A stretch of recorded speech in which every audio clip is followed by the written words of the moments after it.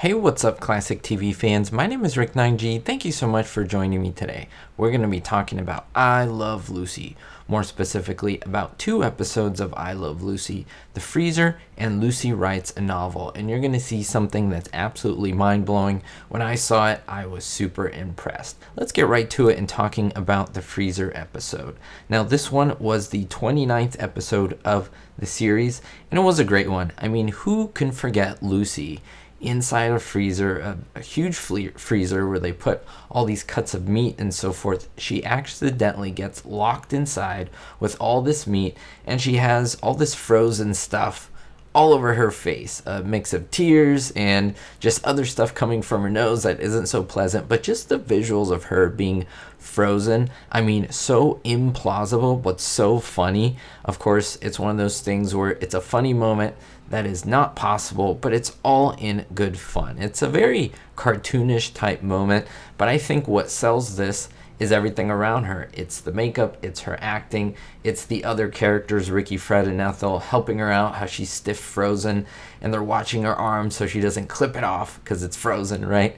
Off the side of the furnace and so forth. But what we also have to mention is that freezer inside wasn't cold at all. It wasn't at a low temperature, but they did use a big giant freezer-like contraption, or at least that looked like a walk-in freezer, to seal the deal of what happened. Now, I know a lot of you may think, what happened to this freezer? Well, it probably got destroyed right after the episode, right? That's what any normal person would think. Well, let's jump 2 seasons ahead. That is almost 60 episodes forward to another episode called Lucy Writes a Novel. In fact, this episode is from season 3. It's episode 90. So yes, it's 61 episodes ahead of the Freezer episode. There is a lot of time in between those. Now, this one is a March 1954 episode, a few years after that was made. And you may think, well, of course, they recycled that huge freezer. They probably didn't even think about it. They tore it apart because a lot of these sets and facades are very easy to take apart once they're used once or twice and so forth. But if you look at this episode, this is another one. I've covered it recently, but it has to do with Lucy writing a novel about essentially her life, about Ricky, Fred, and Ethel, and she kind of makes fun of them, but she swears she'll change their name. So she calls Ricky Nicky Nicardo, and then Fred Nertz, and Ethel Nertz. And of course they all get upset because they don't want to be talked about badly in this novel. And they don't even bet that Lucy's going to get this novel sold, or at least sold to a publication that they could produce it. In fact, it does. And she gets the check. And in fact, Ricky eats his hat because he made a bet that said, hey, if you would get this published, I'm going to eat my hat. I had a video about that. So if you haven't checked that out, we talked about what it could possibly be made of. And in fact, Lucy Arnaz owns that hat to this very day, which is a really cool and interesting fact.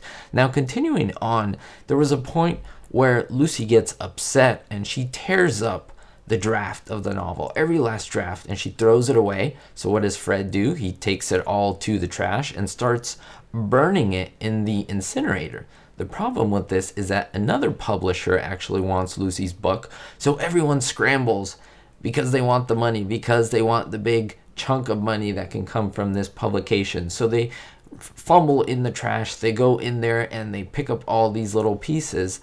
And this is in the basement, the same place where the Freezer episode, or at least that part of the Freezer episode, took place. Now look at the right side of the camera. I'll highlight it here, at least the right side of the shot here. You can actually see the freezer. It's still there.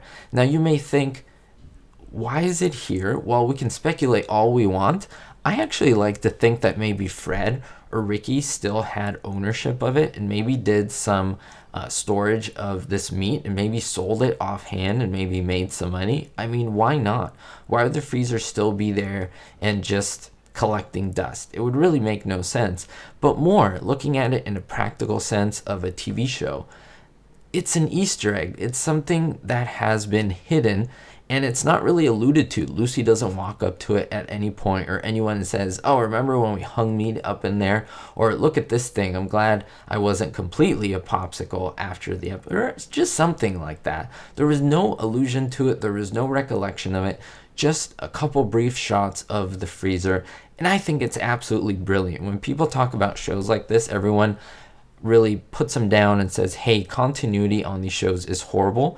I beg to differ. It's actually pretty good. Although it's never perfect, it's pretty good. I mean, 61 episodes later, still having the freezer there, and if you're a big fan, who noticed that freezer? I always will ask you these things, but I always say, in the honor system, who actually remembered seeing the freezer? Who actually spotted it? And which of these episodes do you prefer more, the freezer or Lucy Writes the Novel? Let me know below in the comments, and I want you to know what you think of Easter eggs like this. I love to put more on this channel, which is absolutely something that I love to do. We'll see you next time, and don't forget, everyone, be hopeful. Thank you so much to my supporters on Patreon, especially my diamond tier patrons. New patron Gerard D, David D, Citizen Kane 359, Greg S, Kevin K, Ricky, Sally, and Vito L. Make sure to check the links in the description to see how you could be on this list as well.